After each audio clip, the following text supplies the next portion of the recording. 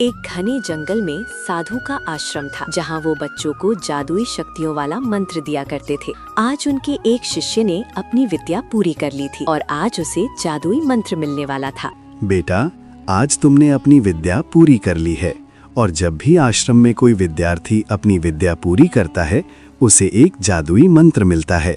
जी गुरुजी। अगर तुमने कभी इसका गलत प्रयोग किया और तुम्हें लगे कि इससे बहुत बड़ा संकट आ सकता है, तो तुम कठोर तपस्या करके उस शक्ति का असर समाप्त कर सकते हो।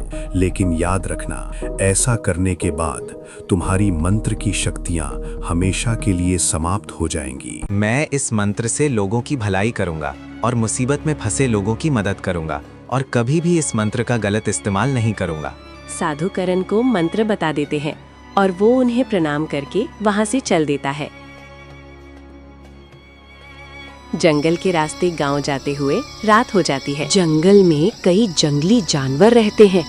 करण जंगल में चलते हुए यही सोच रहा था, तभी अचानक उसके सामने एक शेर आ जाता है। शेर को देखकर करण घबरा जाता है। अरे मैं डर क्यों रहा हूँ? मेरे पास तो गुरुजी के दिए हुए जादुई मंत्र हैं। वैसे भी ये मंत्र अपने बचाव के लिए ही हैं। मैं उनका इस्तेमाल कर सकता हूँ। करण साधु के दिए हुए मंत्र पढ़ने लगता है और अचानक से शेर गायब हो जाता है।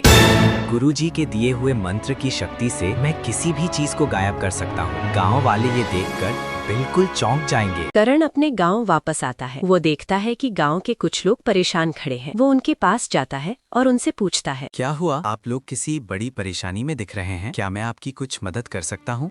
क्या बताएं भैया, गांव के चौराहे पर एक पेड़ गिर गया है। अब हम लोग अपने खेतों में भी नहीं जा पा रहे हैं।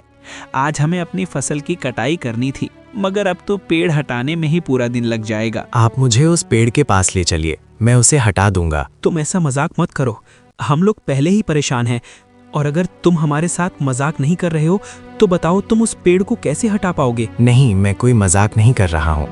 मैं आपकी परेशानी तुरंत खत्म कर सकता हूँ। गांव के लोग करण को पेड़ की ओर ले जाते हैं। ये तुमने कैसे किया?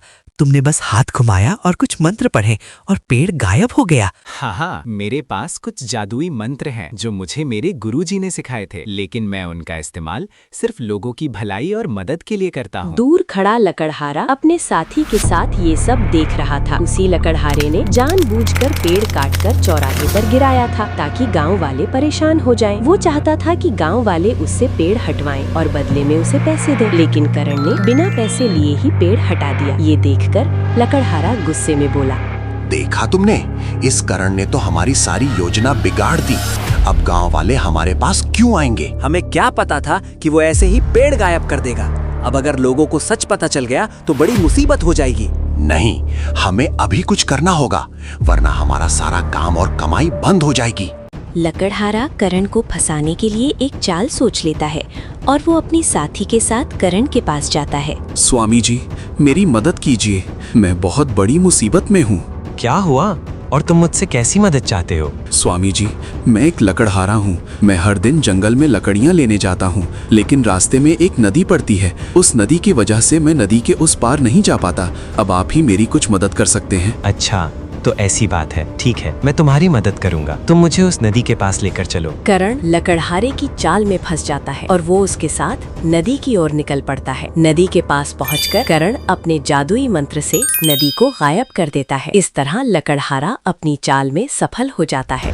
धन्यवाद स्वामी जी, आपने तो सचमुच कमाल कर दिया। अब मैं आसानी से जंगल के उस पार जा सकता हूँ। ये सब ईश्वर की कृपा है। मुझे खुशी है कि मैं तुम्हारी मदद कर सका। मेरी चाल काम कर गई। अब कोई भी मुझे रोक नहीं सकता। नदी के गायब होते ही कुछ ही दिनों में गांव में पानी की कमी होने लगी। गांव वाले उसी नदी का पानी पीते थे। अपने खेतों की सिंचाई भी उसी से करते थे। अब कुएं सूखने लगे और लोग परेशान हो गए। एक दिन गांव वाले करण के पास पहुँचे। करण, हमारी नदी कहाँ चली गई?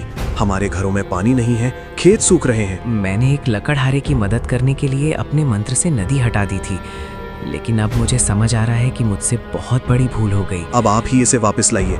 हमारे बच्चों और पशुओं का क्या होगा? मेरे मंत्र से नदी तो हट गई, लेकिन अब मैं उसे वापस नहीं ला सकता।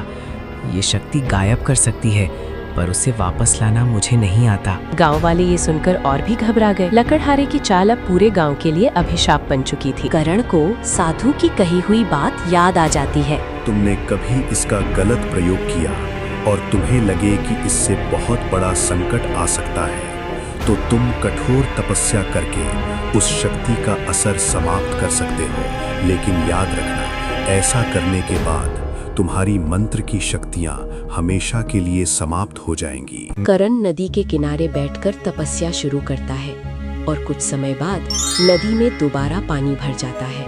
करण ने अब अपनी शक्तियां खो दी थीं और करण वापस गांव जाता है। तभी सामने लकड़हारा हाथ जोड़कर उसके सामने खड़ा होता है। स्वामी जी, मुझे माफ कर दो।